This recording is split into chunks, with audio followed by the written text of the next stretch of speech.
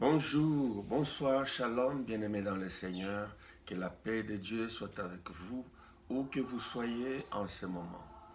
Je viens certainement avec vous, je vous embarque dans les actions de grâce et je dis, vous et moi, rendons grâce à Dieu car c'est encore ici une journée que l'Éternel Dieu a faite pour qu'elle soit pour nous un sujet de joie et d'allégresse. Alléluia, béni soit celui qui nous donne la vie, les mouvements, les trains. Pour ce dimanche 18 décembre 2022, nous ne pouvons que dire ça. Nous croyons en Dieu, nous les chantons, nous les proclamons et nous voulons lui montrer, lui manifester cela en l'adorant. Bienvenue donc, mon cher ami. Tu as pris le temps d'adorer ton Dieu certainement comme moi. Tu as été dans ton église, tu as fait tout ce que tu pouvais faire. Ce qu'un chrétien, un croyant chrétien peut faire pour rendre un culte agréable à son Dieu. Et maintenant, nous pouvons avoir cette opportunité de partager la parole de Dieu, certainement peut-être en plus de ce que tu as déjà écouté. Alors, prions le Seigneur. Éternel notre Dieu, nous croyons en toi. Nous célébrons ton nom. Nous croyons que tu nous écoutes et nous venons humblement devant toi te dire merci, t'adorer, t'élever, te célébrer et nous le proclamons que tous ceux qui peuvent et tous ceux qui peuvent l'entendre et se rendent compte que nous n'avons de Dieu que l'Éternel. Nous n'avons de Dieu que Jésus-Christ de Nazareth. Nous n'avons de sauveurs que Jésus-Christ de Nazareth. Nous n'avons d'aide que Jésus et le Saint-Esprit. Nous les chantons, nous les proclamons. Je voudrais, Père, que tu nous regardes encore au travers le sang de Jésus et que par le Saint-Esprit, tu nous fasses du bien comme d'habitude. Je te prie ainsi, Père, au nom de Jésus. Amen. Mes amis, ça va faire, si je ne m'abuse pas, 3 dimanches, celui-ci est le 4e, que nous sommes en train de parler sur la découverte de notre force cachée. Nous avons une force cachée, c'est ce que Dieu dit. Dieu nous appelle des vaillants héros. Comme c'est le dernier jour, je voudrais que nous puissions revenir, si vous voulez bien, sur le passage de départ. Je voudrais que nous puissions lire cela dès le premier jour. Ces passages nous ont permis de déterminer notre sujet. Alors, nous avons lu dans Juge, dès le premier jour, donc Juge chapitre 6, du verset 12 au verset 16. L'ange de l'Éternel lui apparut et lui dit, « L'Éternel est avec toi, vaillant héros. » Gédéon lui dit, « Ah, Seigneur, ah mon Seigneur, si l'Éternel est avec nous, pourquoi toutes ces choses nous sont-elles arrivées? Et où sont tous ces prodiges que nos pères nous racontent quand ils disent, l'Éternel ne nous a-t-il pas fait monter hors d'Égypte? Maintenant l'Éternel nous abandonne et il nous livre entre les mains des Madians. L'Éternel se tourna vers lui et dit, va avec cette force que tu as et délivre Israël de la main des Madians. N'est-ce pas moi qui t'envoie? Gédéon lui dit, ah mon Seigneur, avec quoi délivrerai-je Israël? Voici ma famille est la plus pauvre en Manassé et je suis le plus petit dans la maison de mon père. L'Éternel lui dit, mais je serai avec toi et tu battras Madian comme un seul homme. Amen. L'Éternel dit à Josué, il l'appelle, il le qualifie de vaillant héros. C'est la même chose que Dieu fait pour toi et pour moi. Nous sommes des vaillants héros, selon le point de vue de notre Dieu. Et quand il parle de ce problème à Dieu, Dieu lui dit, il ne tient même pas compte à ce moment-là, il n'ignore pas, mais il Il ne revient pas sur le problème. Dieu ne revient pas sur le problème. Dieu ne parle pas des grandeurs de nos problèmes. Lui, il parle des solutions. Voilà pourquoi il lui a dit, va avec cette force que tu as. Il y a donc une force en nous que nous ne connaissons pas nous-mêmes, que Dieu trouve que nous avons. Il ne lui a pas dit, va avec la force que je vais te donner. Non, que tu auras. Non, la force que tu as. Tu as une force, j'ai une force. Donc, il nous faut découvrir cela. Et nous avons lu un autre passage, celui de la première lettre de Paul aux Corinthiens, 1 Corinthiens, donc le chapitre 10, le verset 13.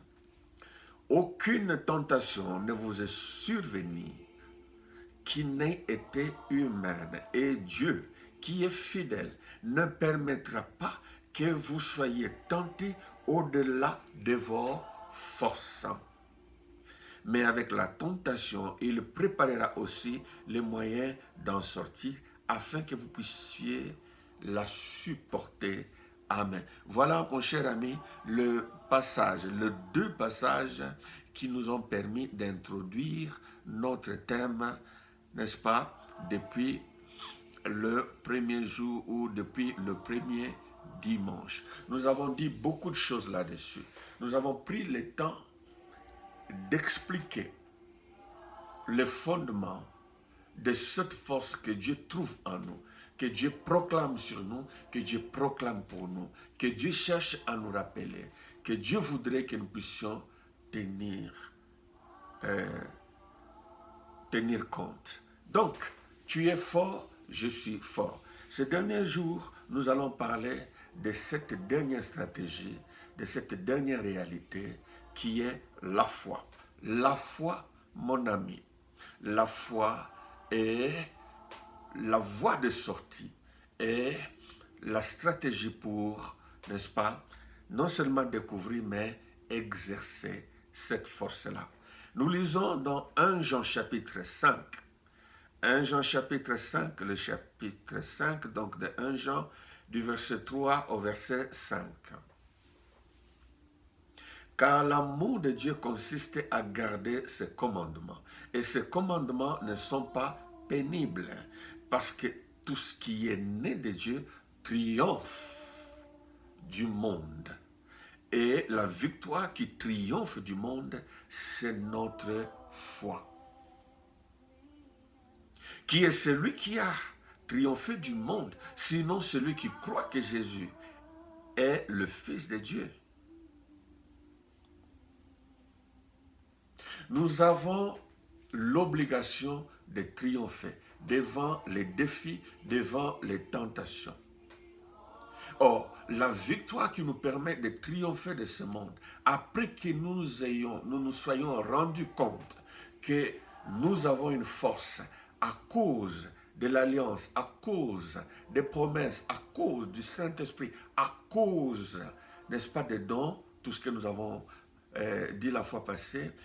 Maintenant, nous devons exercer cette victoire-là par notre foi.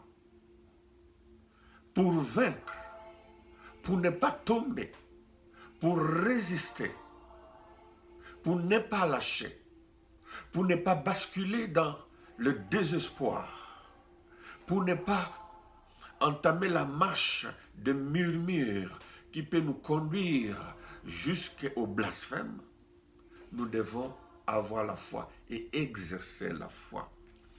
Mes chers amis, si nous disons que nous aimons Dieu, nous devons croire en lui. Mes chers amis, si nous croyons en Dieu, nous devons mettre en application ses commandements. Or, ces commandements consistent à croire en lui. Celui qui triomphera donc de ce monde, c'est celui qui a la foi. Parce que la victoire commence par croire que Jésus est le Fils de Dieu, croire que Jésus est le sacrifice qui nous rachète, n'est-ce pas, de nos péchés. C'est celui qui croit qu'au travers de la mort et de la résurrection de Jésus-Christ, nous sommes justifiés. C'est lui qui prend ces proclamations de Dieu, ces passages de la Bible ou des Écritures qui fait sienne cette réalité, n'est-ce pas? a la vie et entre en communion avec Dieu. Croyons donc à Dieu. Pour vaincre dans ce monde en tant que croyants chrétiens, nous devons mettre notre confiance en Dieu, mettre la confiance dans sa parole. C'est ce que la Bible nous dit. Nous lisons Hébreux chapitre 11, le verset 6. Or, sans la foi, il est impossible de lui être agréable, car il faut que celui qui s'approche de Dieu croit que Dieu existe et qu'il est le rémunérateur de ceux qui le cherchent. Or, sans la foi, la Bible ne dit pas qu'il est difficile, ne dit pas qu'il est compliqué. Non, la Bible dit qu'il est impossible. Il est impossible de plaire à Dieu sans croire, sans faire confiance à ce que Dieu dit. Tout doit être bâti sur ça. Alors, moi je dis, ce jour, quand Dieu dit que je suis fort, il sait pourquoi il dit cela.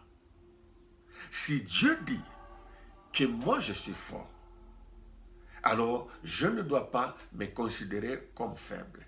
Si Dieu dit que je suis capable, alors je crois. Je ne vais pas dans la réflexion, je ne veux pas philosopher là-bas, je ne veux pas d'emblée chercher de preuves, comment on dit déjà, scientifiques, quelque chose que je peux expliquer, que je peux démontrer. Parfois, tu n'as pas besoin de démontrer. Dans les domaines spirituels, surtout par rapport à Dieu, tu dois d'abord recevoir, tu dois d'abord croire juste, tu dois d'abord faire confiance. Pourquoi? Tout simplement parce que Dieu l'a dit. Je dis donc, si Dieu dit que tu es fort, tu es un vaillant héros, crois. Je crois. Si Dieu dit qu'aucune tentation ne peut m'arriver qui ne soit humaine, une tentation que je pourrais supporter, alors je crois. Chaque fois donc que je serai devant un défi, devant une attaque, devant un véritable casse-tête, quand je serai au point de m'arracher les cheveux, à force de réfléchir et de dire qu'il n'y a pas d'issue, je dois me souvenir de ce que Dieu dit. Et qu'est-ce que Dieu dit? Il a promis, je crois. Et qu'est-ce qu'il a promis? Il a dit qu'il ne permettra jamais que quelque chose qui est au-delà de ma capacité de résistance m'arrive. Il a dit ça. Pourquoi? Alors je vais lâcher.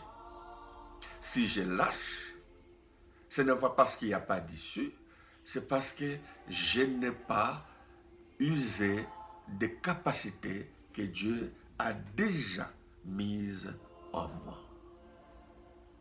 Tu ne peux pas rencontrer ce problème-là si Dieu ne t'a pas estimé capable. Ce problème, s'il persiste encore jusqu'aujourd'hui, c'est parce que Dieu, selon Dieu, bien sûr, pas selon toi, pas selon moi, pas selon nous, pour que tu résistes, tu dois savoir que selon Dieu, tu as encore de l'énergie. Il y a des moments où nous nous sentons épuisés. Plusieurs fois, je me suis épuisé. Plusieurs fois, tu t'es épuisé. Plusieurs fois, tu as senti que tu n'en peux plus. Mais même quand nous disons que nous n'en pouvons plus, Dieu, lui, pense que nous pouvons encore. Le jour où il trouvera que nous n'en pouvons plus, alors il mettra fin. Il nous aura déjà ouvert une issue. Si Dieu dit qu'il a une alliance avec moi et qu'il me gardera à cause de cette alliance, alors je crois. Ce qui fait qu'il ne peut pas t'abandonner, qu'il ne peut pas m'abandonner, c'est parce qu'il a fait alliance. Et dans cette alliance, toi et moi pouvons être infidèles, et nous l'avons été plusieurs fois. Nous ne sommes que des humains, nous ne sommes que des faibles, nous ne sommes que des incapables. Oui, c'est notre nature. Et chaque fois que nous branchons, nous revenons à lui et il nous accueille. Mais Dieu, lui, il reste et il demeure fidèle. C'est ce que sa parole dit. Si nous sommes infidèles, lui reste fidèle. Parce qu'il ne peut pas se renier lui-même. Alors, s'il a dit qu'il sera avec toi à cause de l'alliance, alors il sera avec toi, il sera avec nous. S'il dit cela, j'y crois. Si Dieu me dit qu'il me gardera jusqu'à ce que ses promesses soient accomplies, alors je crois. Sinon, pourquoi est-ce qu'il te ferait des promesses? Tu as reçu des promesses. Tu as peut-être entendu Dieu toi-même une, deux, énième fois. Tu as peut-être reçu la visite des hommes et des femmes de Dieu authentiques, de vrais prophètes qui t'ont parlé avec de preuves. Tu y as vérifié, tu as trouvé que cela est vrai. Ce sont des promesses devant lesquelles Dieu ne peut reculer. S'il dit qu'il fera ça, oui, le temps peut passer. Les réalités dans ton environnement peuvent contredire tes promesses, mais si Dieu a dit qu'il fera ça, alors j'y crois.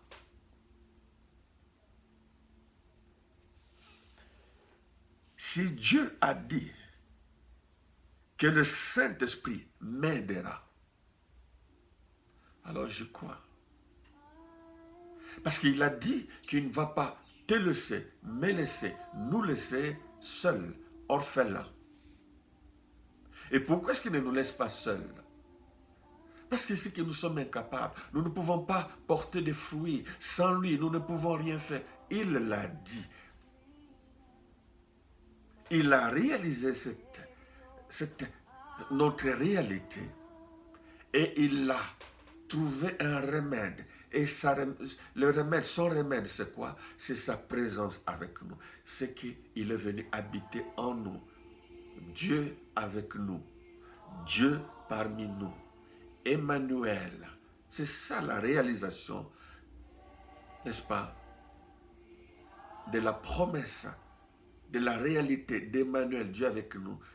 C'est le Saint-Esprit habitant en nous. Si donc Dieu a dit qu'il ne va pas t'abandonner, il ne va pas m'abandonner, j'y crois. Même quand je me sens seul, même quand je me sens abandonné, d'abord par les amis, la famille, les proches, et à un certain moment, je peux me sentir abandonné par Dieu. Jésus-Christ lui-même, pendant les jours de sa chair, a dit « Eli, Eli, lama sabachthani » « Mon Dieu, pourquoi m'as-tu abandonné ?» Mais est-ce pour autant que Dieu l'avait abandonné? Non. C'est le sentiment, c'est la sensation que l'on a devant la pression des problèmes, des difficultés, devant l'échec ou les échecs répétés, devant les blocages répétés, devant l'injustice, devant les combats, l'oppression d'un plus grand que toi, d'un pouvoir des hommes, devant ceux qui ont l'argent, les moyens, l'influence. Et je ne parle pas des puissances des ténèbres. On peut se sentir abandonné. Mais Dieu n'a pas dit qu'il t'a abandonné. Si Dieu dit donc qu'il sera avec toi en permanence jusqu'à la fin des jours, des temps, par le Saint-Esprit, alors je crois. Si Dieu dit que les dons du Saint-Esprit vont agir chaque fois qu'il y a des besoins, c'est-à-dire que j'aurai la connaissance, que j'aurai la sagesse, que j'aurai la prophétie, que j'aurai la guérison, que j'aurai un miracle, que je connaîtrai, j'aurai le discernement, que j'aurai la foi surnaturelle, que j'aurai les langues, que je pourrai prier en langue, que je pourrai avoir l'interprétation des langues. Ces mécanismes-là, pour me soutenir, si Dieu a dit que les dons du Saint-Esprit vont se manifester pour que je tienne, alors je crois. Les instruments de Dieu seront en action. J'y crois. quand le besoin va se réaliser, le Seigneur va déclencher. Un des dons va se manifester. Pourquoi? Pour que tu aies la paix. Je crois. Parce qu'il dit. Ainsi, mes chers amis, je voudrais que nous puissions clôturer cette partie, cette énième session de thèmes d'enseignement où nous parlons sur découvrir la force qui est en soi, que nous puissions terminer par la foi. Enfin, je demanderai l'aide de Dieu, l'aide que Dieu m'a promise lorsque les moments sembleront devenir difficiles, voire impossibles à mes yeux.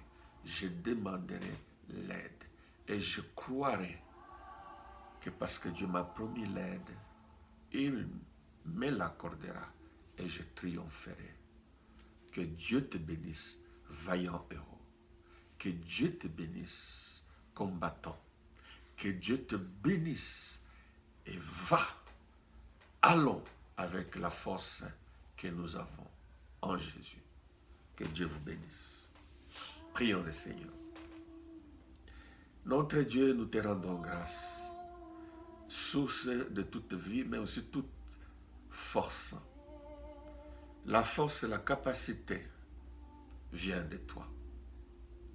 Je prie pour nous tous, pour mes frères, pour mes sœurs, pour tous ceux qui nous suivent, éternel notre Dieu, pour que tu nous aides dans nos réalités. Regarde les combats que nous traversons, regarde l'oppression, regarde la réalité, regarde ton œuvre, regarde tes promesses, souviens-toi de l'alliance, regarde, éternel notre Dieu, le malade, regarde les opprimés, les oppressés, regarde les captifs. Tu es venu libérer, tu es venu fortifier, tu es venu purifier les lépreux, tu es venu, éternel, proclamer une année de grâce. Chacun selon son besoin, je prie pour que tu nous aides et que tu nous accordes leur repos. Donne à ceux qui se sont engagés, ceux qui ont fait alliance avec toi, de tenir ferme, de résister, de triompher. Et si nous sommes déjà tombés, réveille-nous. Et même les morts, ressuscite-les dans la foi. Alléluia. Tu as le remède qu'il faut. Déploie-le. Accorde-nous la solution que tu as déjà prévue. Nous te disons merci pour ta bénédiction, pour les solutions. Et merci de nous écouter dans ta grâce. Nous te prions ainsi au nom puissant de Jésus-Christ de Nazareth. Amen. Que Dieu vous bénisse. À la prochaine, si Dieu le veut.